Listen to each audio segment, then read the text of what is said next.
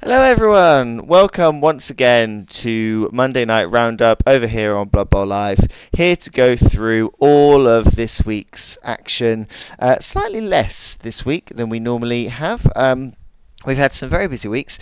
Just the 7 games to go through this week, but 7 really good games. So I look forward to going through them.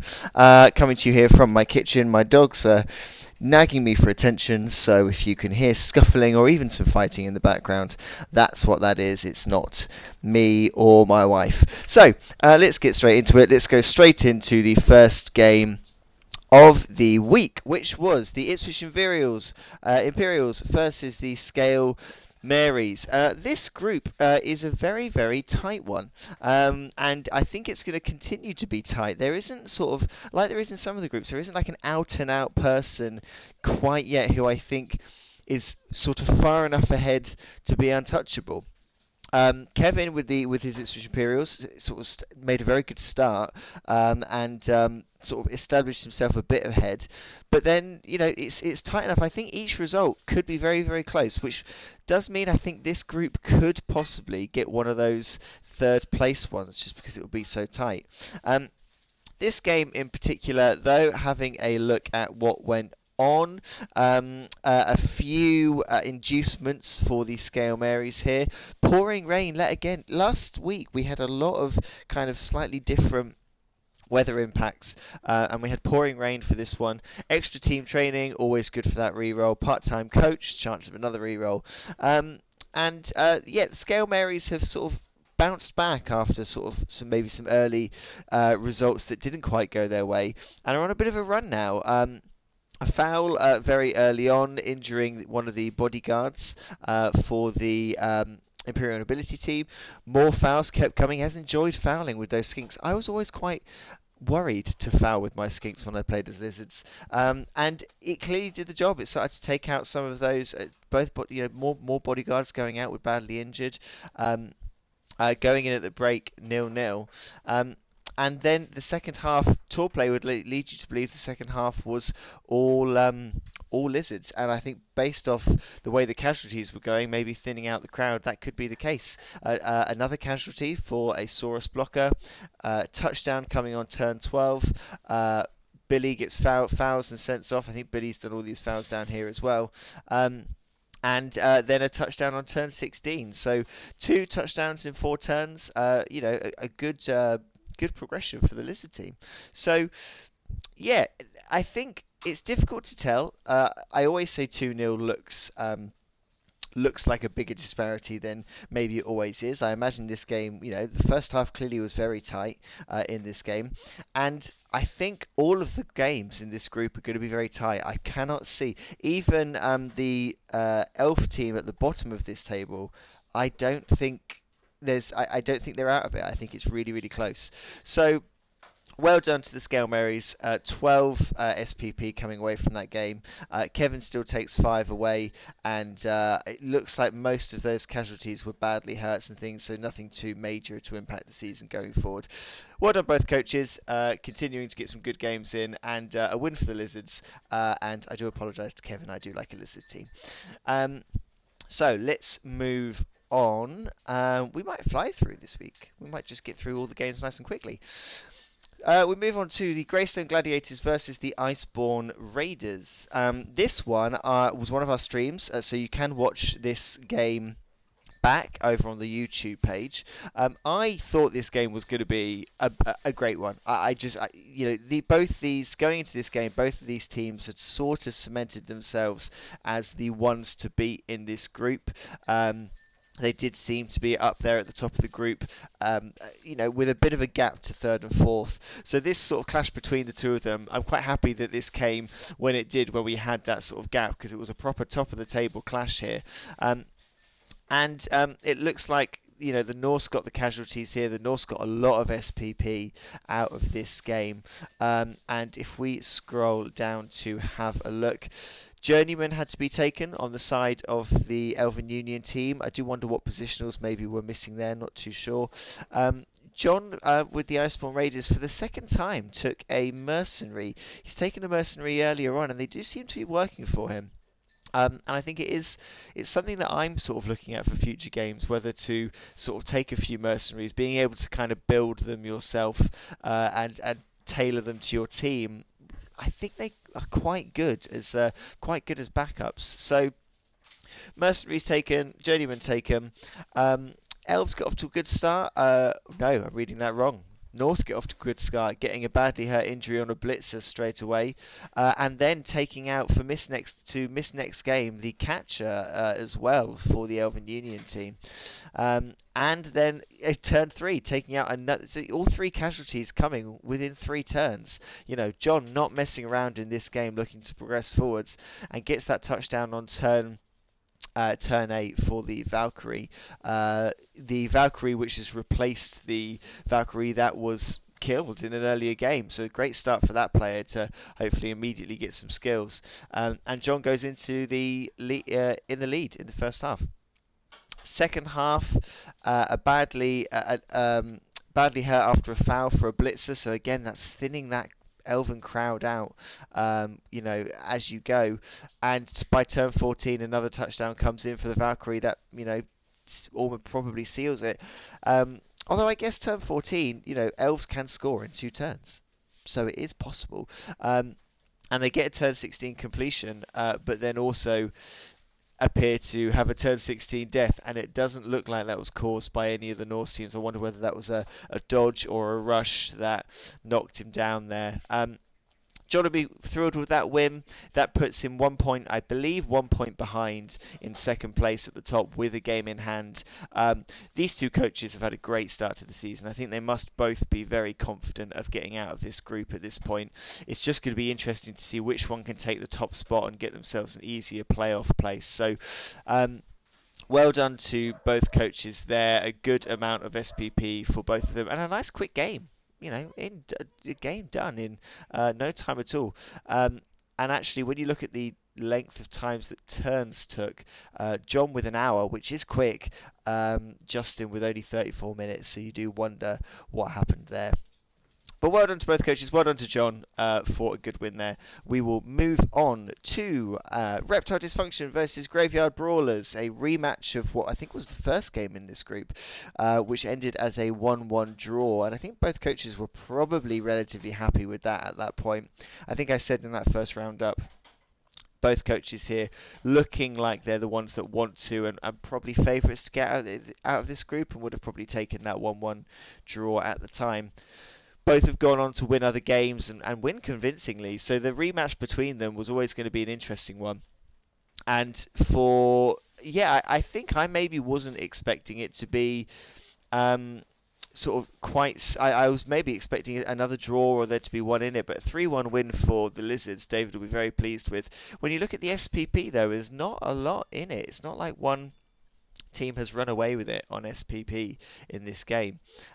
If we have a little look, blizzards again, another, we are getting more weather. I feel like we are getting more weather conditions this season. Whether that's because there are more games, I don't know, but we are getting a lot of non-standard weather. And the Graveyard Brawlers have the inducements to take a star player in Bryce and to take a temporary cheerleader to add to the team. And immediately Flesh Golem gets a casualty and badly hurts, takes out Saurus, and then again a zombie turn 4 takes out another Saurus. When you start losing Sauruses, I think I worry less about losing a Saurus when I play as Lizards than I do about losing a skink, because if you've still got skinks on the pitch, it's a bit like with rats. If you've still got gutter runners on the pitch, you've still got the pace to run up and do something. When you start to lose those Sauruses, that can become a challenge. So other way around, when you start losing the skinks, it's a challenge. When you lose the Sauruses, you've got the speed on the pitch, so that's not so bad. Touchdown comes on turn 5 for the Lizards, getting an early one there. But it looks like, it's not too long before they level up. And at the break, it's going in at 1-1. It's going in at a tie. So still looking like it's going to be a tight game. Second half, turn 12 and turn 16, doesn't, other than a badly hurt Ghoul Runner there, which Again, there's no indication that there was a cache there, so maybe a rush or a dodge.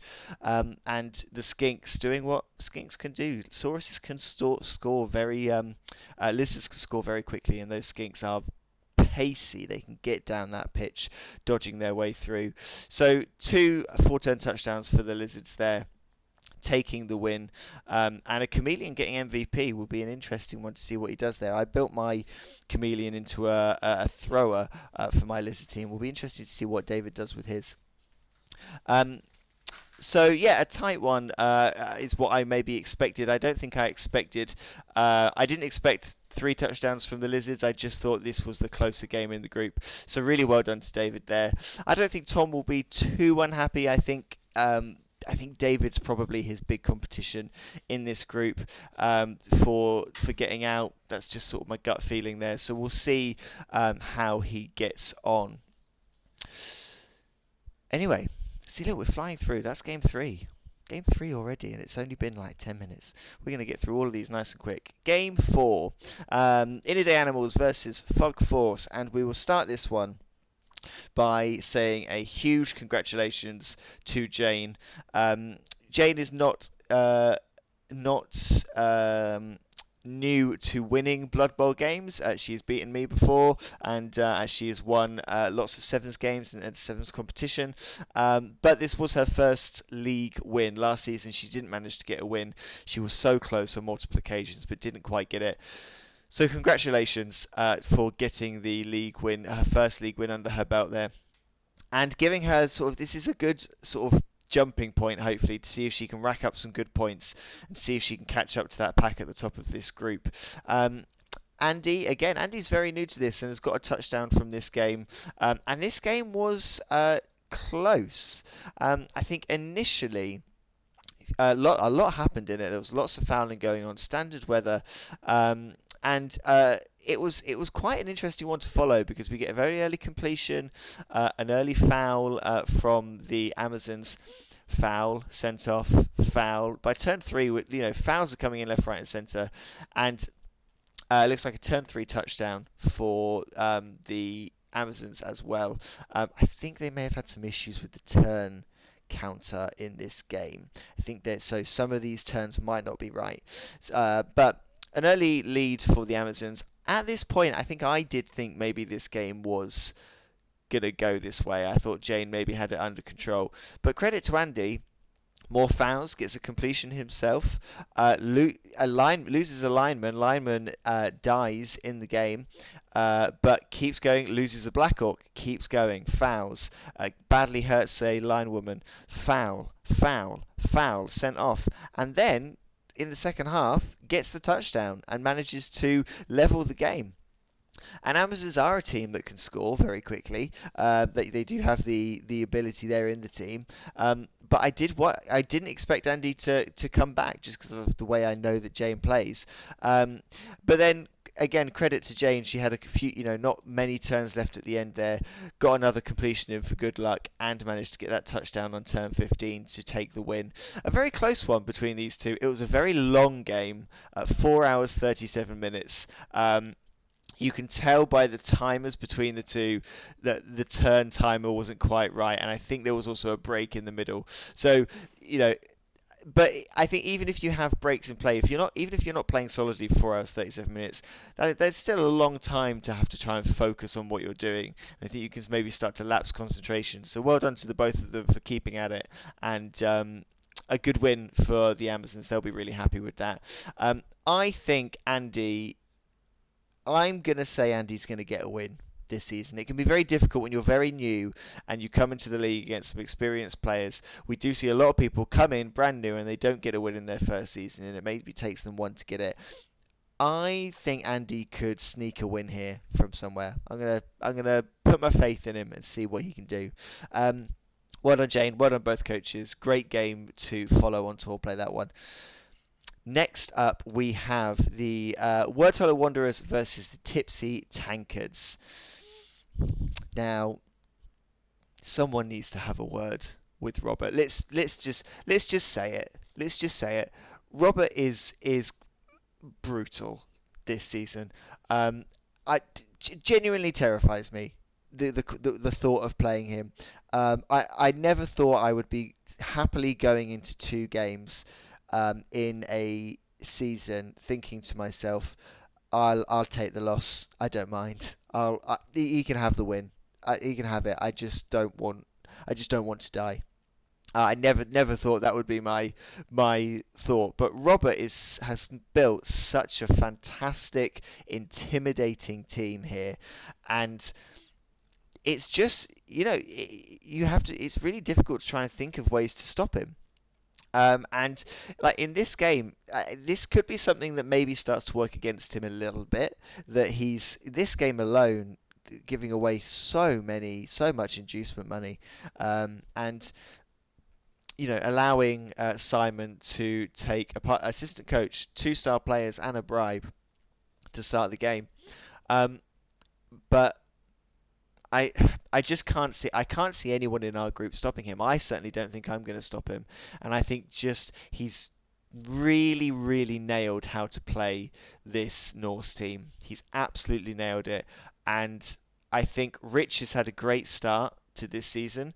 I am currently calling this season as Roberts. I'm struggling to see past him at the minute, and I do hope I haven't just cursed him by saying that. I really do. Game started as Robert knows how to do. Turn 1, casualty, badly hurt. Turn 1, casualty, missed next game. Foul, casualty. Turn 3, badly hurt. Snotling tries to get a foul in. Foul from the Norse. Foul from the Norse, and a player sent off there. Touchdown on turn 8. I don't know whether there was any stalling involved or whether he was held up, but goes in with a 1-0 lead. Simon may have been happy actually with a 1-0 lead, only being 1-0 down in that first half. There's still plenty he can go there. Niggling injury for Simon there. Casualty, he does manage to cash a lineman and kill one of Robert's linemen. Not a skilled lineman. I don't think Robert will probably miss it. I think probably will be happy that of all the players that died, it was that one. And the Rats get a completion under their belt, continue to foul, get sent off, another completion, so getting some SPP. But by turn 12, I think there was maybe some things that Simon did in the game that maybe he could have not done, but Simon plays in quite an entertaining. It's quite entertaining to play against Simon. He thinks everything through, and he always comes up with these quite interesting sort of solutions to try and get around things. And it looks like they weren't working out today. So 2-0. Another casualty for the tankards, taking a Skaven blitzer out for the next game. I know that feeling. And then turn 16, getting the third, taking away 4 casualties, 3-0 win, not conceding. Robert is just on an absolute roll here. 16 points I think he's got from his games at the moment, and he has only played half of them. So he is only 6 points behind what Rich had got. I can see him getting 30 points out of this group stage, which would be phenomenal to get that many points, and he looks difficult to stop. So massively well done to him. Simon, if I were in your position, I would just be happy that hopefully not too many expendable people died or were stat busted for the long run. It's a tricky thing to take, but that team of Roberts is so phenomenal that I think all of us in that group are going to struggle. But well done for an entertaining game from the both of you. So really good one to follow that as well. Move on to our penultimate game. Ipswich and that's not right. That's not the right game. I'm going to jump forward. I'll come back to that one. Neither of these are the right game. Okay. Right. It's all right. So, the first one we're going to go to, I will frantically get the right information up here before we continue. So, the next game we're going to is the Delightful Dirty Golden Browns versus Tetanus Hotspur. Now, this one is quite interesting for a number of reasons. Firstly, Scott, the coach of the Hotspurs, has a habit of winning his games 2-0 in leagues. There we are. There they are. Has a habit of winning his games 2-0. And so in this game, when he goes one touchdown down early on, I'd be lying if I'm coaching Rats this season. I want to see other Rats do well, and I'm sorry, Scott. I'd be lying if I wasn't somewhat excited by the prospect of your run being slowed slightly. We had normal weather again. We had a wandering apothecary, which is a great shout for that Rat team to keep a few more players on the pitch. And as we can see, we get a foul, we get casualty from a lineman, from a clan rat lineman, casualty from a bloater. This is what I thought was interesting in this game when following it, is fully expected. The rat throwers and the rat gutter runners are great. They're great for doing a passing game. Having a look on here and seeing that the gutter runner did the pass and the lineman caught it, that surprised me somewhat. But taking the lead here, and I think Scott, coach of the Golden Browns, would have been really, really pleased with that, having a touchdown early in that first half. And it looks as though the Hotspurs were maybe just slightly too tricky to slow down and slightly too tricky to not let that Pescator come through. And I think coach of the Hotspurs, Scott, it's difficult when they're both called Scott, trying to balance them. We'll get there. Coach of the Hotspurs will have probably been somewhat relieved to be going in level and kind of seeing that first half as a bit of a clean slate, second half as a clean slate start. And then as far as events go, other than a casualty on a bloater, which looks like it was once again apoc'd to be absolutely fine, we had the other touchdown on turn 16. And that's it. That's it. The second half looked like it was a bit of a quieter grind, and that's how the game ended. I think the Rats will maybe see it as a bit of a missed opportunity, but take 10 SPP away from that game, which is really good to go forward to skill up some players. Coach of the Hotspurs, Scott, he'll be very happy to have continued his winning streak.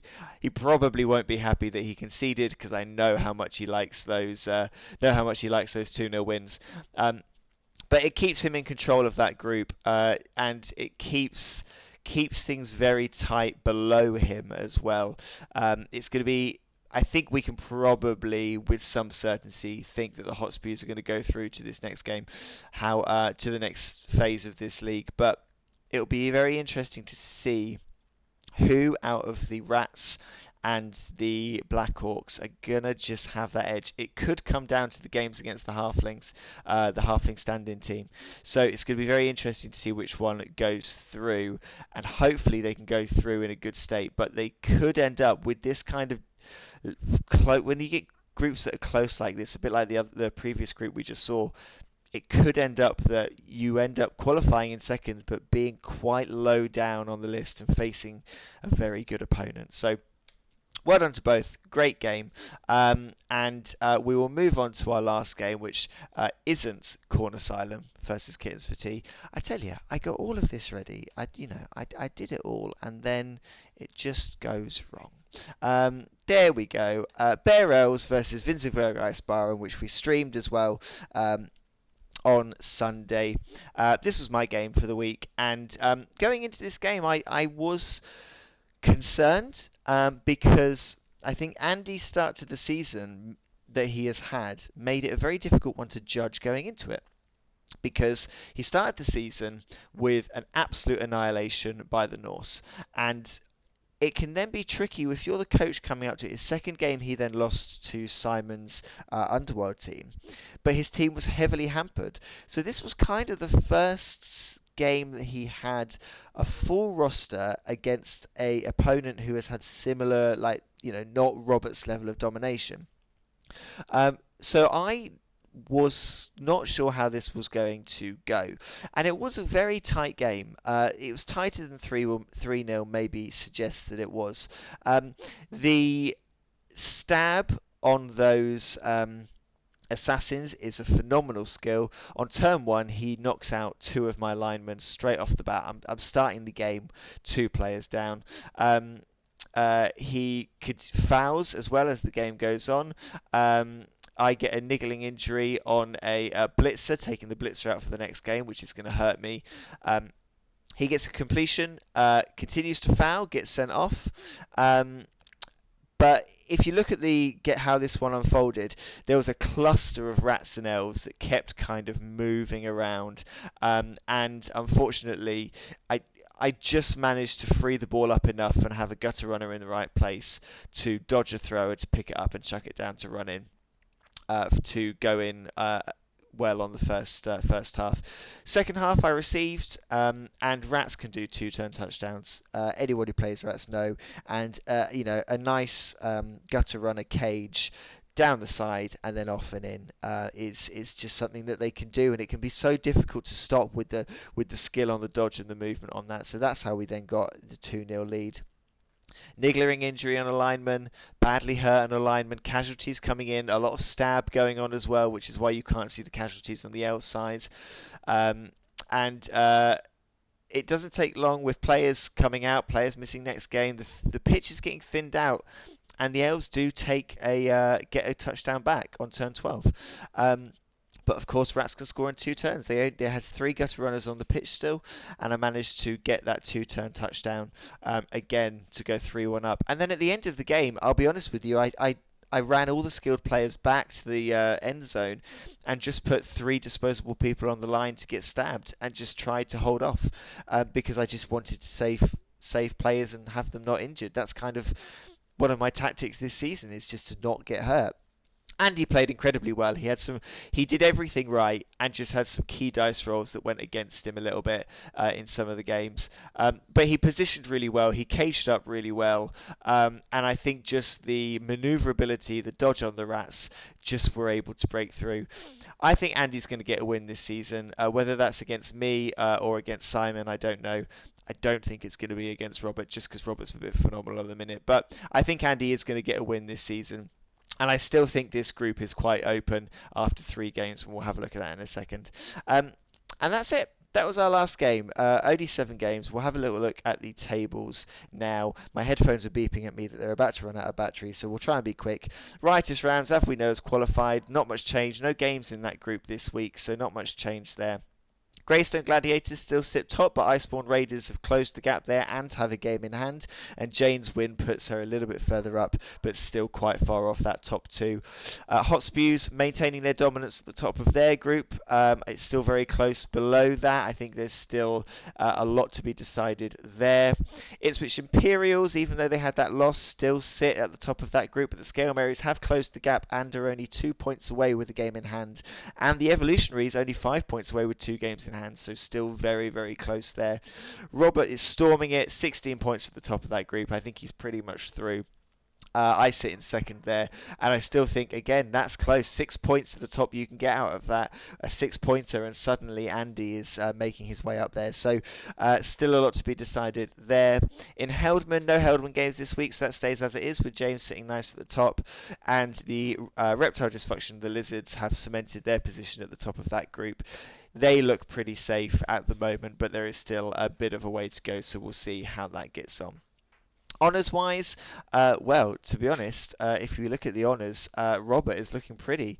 Highly valued team, most experienced, best performance, best defence. Up there with top scorers with games in hand against Rich. He is looking in a pretty good place with all of these. I'm not going to spend too much time on this. I know that James is doing some stuff to give us some information on players. But the takeaway for me on this is Robert is just looking terrifying.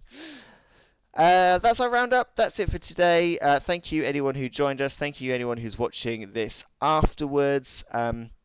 Really appreciate everyone's engagement this season. We're about halfway. We've got about half the games left to go, and we'll keep doing this each Monday so that you're entirely up to date. Streams this week, not entirely sure what streams we're going to have this week. Still figuring that out. We might get one in, we might not.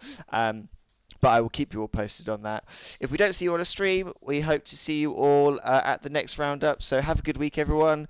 Good luck in all your games, and we will see you all next time.